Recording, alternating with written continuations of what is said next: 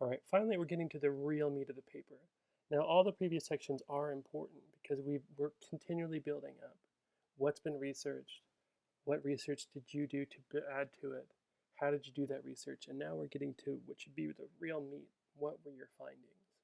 You should walk us through in a clear and organized way the, the patterns and findings that emerged from you analyzing your data, whether you're comparing long interviews or you're comparing data sets from a survey or you're comparing um, existing data sets.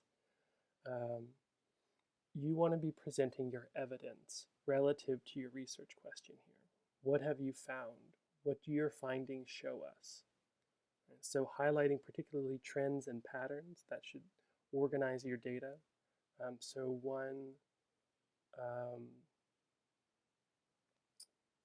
one student who did a research paper on depression during pregnancy found that for those who were alienated from their partner or spouse, that tended to be a more depressing factor. And there was a couple people who said something to that effect.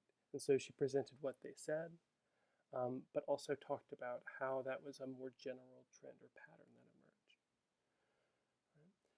emerged. Again, you should keep an eye on your research question. What did you want to know, and what did you find in your data that is important to that research question? Here's where you're going to present charts or tables, perhaps, but you can't just plug them in there. You have to describe what they show us in detail and discuss it in English.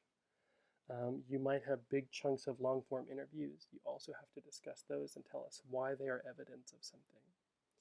Keep in mind, we haven't seen what you have. We haven't been with this information this whole time.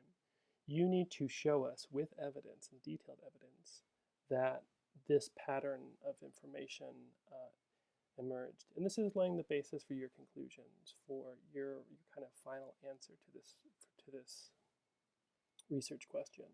So this should be, a good chunk of your paper, and really, have more evidence rather than less presented here. If this is a short section, it's a bad sign for me.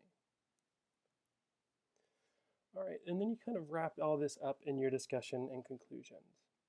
So you've presented us with evidence, you've highlighted what trends you think they mean, and then in this discussion section, you're saying, okay, what does this mean more generally to your research question? What is the answer to that question? How did you confirm or disprove your hypotheses if you had them? So here you're pulling all that discussion of your analysis and you're pulling it up into more generally, what does it mean?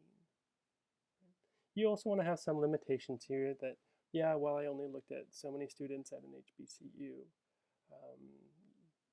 They still have important findings for that HBCU and maybe for HBCUs more generally.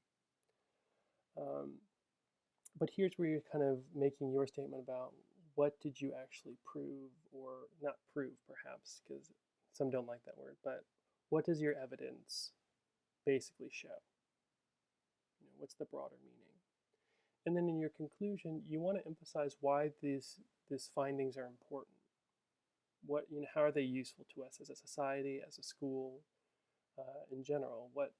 How can these be used to change our daily lives? How can these inform us in important ways as institutions and as individuals? Why does this matter?